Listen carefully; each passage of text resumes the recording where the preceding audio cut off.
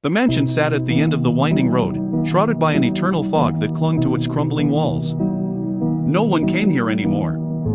The locals whispered about it, cursed, abandoned, and left untouched for decades. But curiosity had led me there. The front doors were unlocked, rusted hinges groaning as I pushed them open. The inside was colder than I expected, the air thick with the scent of decay and something darker, something unnatural.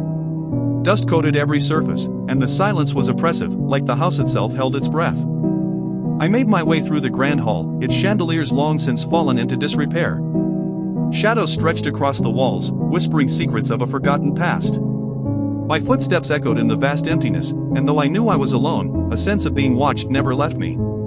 The hallway ended at a door, its frame twisted with age. Faint marks marred the wood, as though something had been clawing at it from the other side. The whispers grew louder, more insistent. I hesitated, but my curiosity outweighed my fear. I pushed the door open. Inside, the room was unlike the others. It wasn't dusty, nor decayed, it was pristine. A single, flickering candle stood in the center, casting eerie shadows across a circle drawn on the floor. Symbols I didn't recognize were etched into the wood, glowing faintly in the candlelight.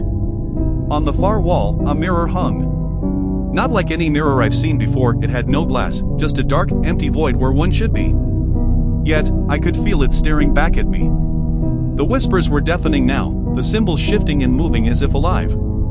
I stepped back, heart racing, but my gaze was drawn to the mirror once again. The void seemed to pull me in, a gateway to something ancient, something unspeakable. Suddenly, a voice spoke, not from the mirror, but inside my head. "You've disturbed us," it said, low and guttural, like the scraping of bones on stone. My breath hitched, and I stumbled away from the circle. The candle flickered wildly, casting grotesque shadows that twisted across the walls. The whispers turned to screams, filling the room with madness. I couldn't take my eyes off the mirror. Something moved within it, a figure.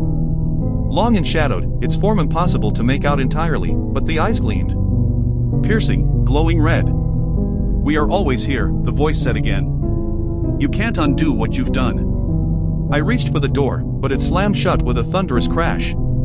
The symbols on the floor flared brighter, and I fell to my knees, overwhelmed by the weight of whatever dark force had been unleashed. The mirror, the candle, the room all blurred into a nightmare. The last thing I saw was the figure from the mirror, stepping out into the room, its voice merging with the echoes of the house. "We are eternal."